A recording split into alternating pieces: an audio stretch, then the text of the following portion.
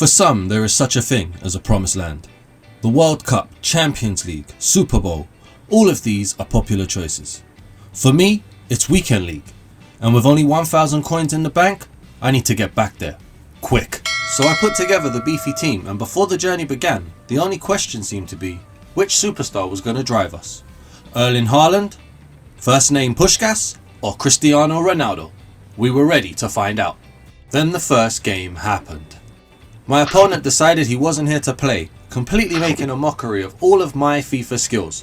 He was scoring goal after goal after goal to the point that my defence might as well not have even been there. And when we finally got to the end of the game, we saw Cristiano Ronaldo hit a 7.1. It's fair to say a change had to be made. Enter Sadio Mane, a man many have proclaimed to be the best in the world. Sadio Mane. I said it last time I was on it, he's the best football player in the world. I don't know why he's laughing for. What, Chris, why are you laughing for? Why are you laughing for? I'm being serious. No, you see, I'm talking facts here. I don't do if, buts and maybes. I do absolutes. And, you know, like if your aunt had balls, she'd be your uncle. But she doesn't, so she's not. Do you know what I'm trying to say? What I'm trying to say, he's the best football player in the world. See, I told you. Sadio Mane entered the team and fought with heart and fire in his debut. He created chances for himself and his teammates. His running was non-stop. He was always in space, and that seemed to even light a fire in the legend that is Puskas. He ended the game netting himself a hat-trick and bagging a 9.6 rating. A corner had been turned, or so we thought. You see, to make Mane fit, sacrifices had to be made to the team. Modric was dropped for Tillmans, and Courtois was dropped for Neuer. Both were players who had never played for the team, and I didn't trust them. But I was worried about the wrong guy. Collet decided he didn't like the influx of German league players and started throwing the games with mistake after mistake. Who was that pass to?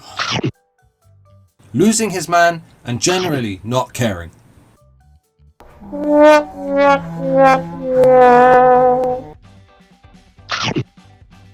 One silver lining though, Sadio Mane cared, even with an injury. But it was not looking good. The next game started a lot better, with Erling Haaland finally getting himself on the score sheet with a wonderfully taken bottom left hand corner finish, but then up stepped Collet with a hilarious error to disappoint once again. And then in a heartwarming display of unity, the defence decided they were all going to throw the game, just like Collet, and our opponent took the lead. Then what followed was a quick back and forth, with Mane scoring, our opponent scoring, Erling Haaland scoring, Puskas then giving us the lead with a nice finish. It was red timed. And then Sadio Mane put us 5-3 up, and we thought we were cruising. At least until Van Dijk did a Van Dijk thing. Like, damn, that sucks. And gave away a penalty. But Neuer went to the Emi Martinez school of banter.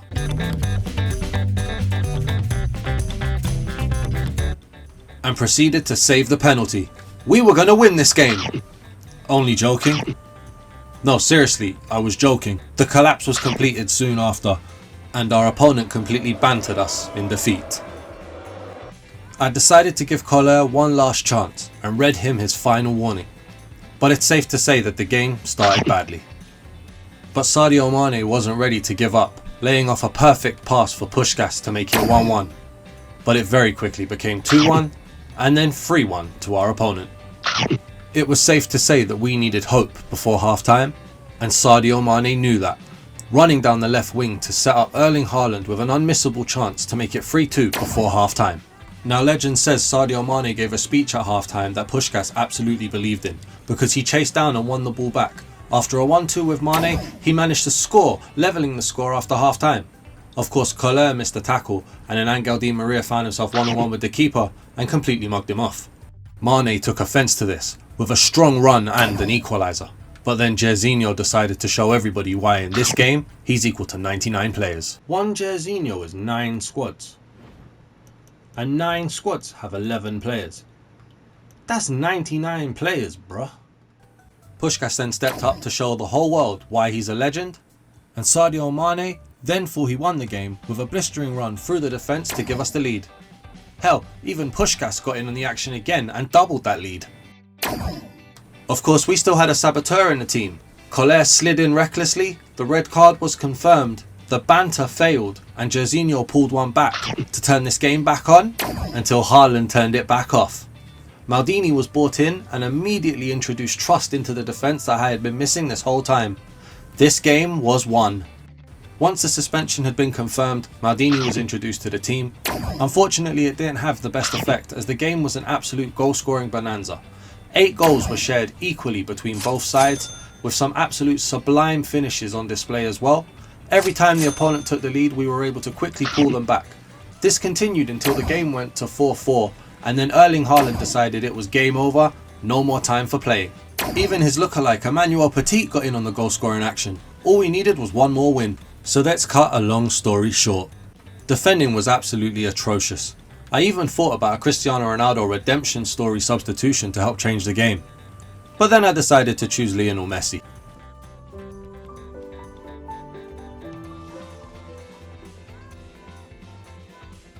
In extra time, there was only one man who had the heart, desire, drive, passion and skill to step up and give us the lead, and that man was Sadio Mane. He made sure the fans went absolutely crazy, even laying off a pass for Puskás to double that lead, and then later on setting up Erling Haaland to completely end the game. Okay, there was a bit of luck and Haaland walked it in. Our opponents running away in tears meant that we had done it. We've reached the promised land. After giving away the last 2 wins, I confirmed FUT Champs qualifications.